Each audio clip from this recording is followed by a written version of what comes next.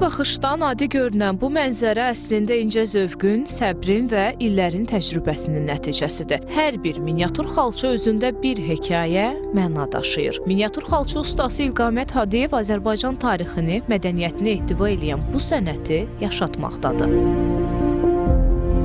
Usta 44 günlük Qarabağ müharibəsini özünəməxsus şəkildə miniatür xalça üzərində əks etdirib. O, qələbənin rəmzinə çevrilən xarı bülbülü 44 dəfə miniatür xalçaların üzərində toxuyub. Hər bir xalça həmin günlərin izini, yaşanan duyğuları və qazanılan zəfərin ruhunu özündə daşıyır.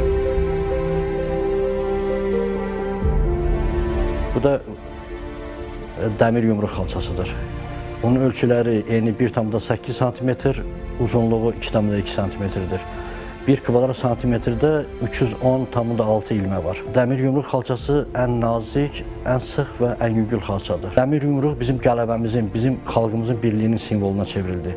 Və mən də onu miniatür xalçada həkk eləməyə özümə məqsəd qoydum və buna da nail oldum.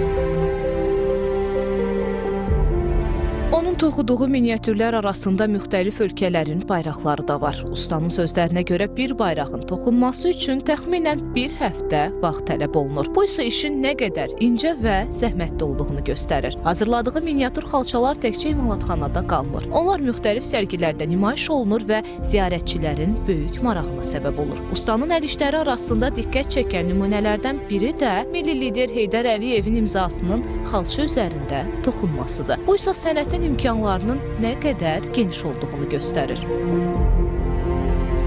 Birinci əl işim ümumi lider Heydər Əliyevin portretidir. Bu da ən sıx xalçalardan biridir. Eni 8,1 cm, uzunluğu 11,1 cm-dir. Bu xalçada 1 kvadrat santimetrdə 304,7 ilmə var. İkinci toxuduğum miniatür xalça, yenə həmin formada hanadan kəsməmə şərti ilə, yəni stol üstü sənət əsəri kimi prezidentimiz İlham Əliyevin portretidir. Bu portret xalçanın eni 8,1, uzunluğu 11,6 cm-dir. Burada isə hər kvadrat santimetrə 335,6 ilmə düşür. Miniatür xalçalara baxan turistlər onların əllə toxunmasına şübhə edirlər. Texniki üsullarla toxunduğunu zənn edirlər. Məhz buna görə usta xalçaları hənadan kəsməməyi, duracaqlar yapışdıraraq stol üstə əsər kimi saxlamağı qərar alır. Miniatür xalçalar yalnız dekorativ əşya deyil, onlar milli mədəniyyətin kiçik formatda yaşadılmasıdır.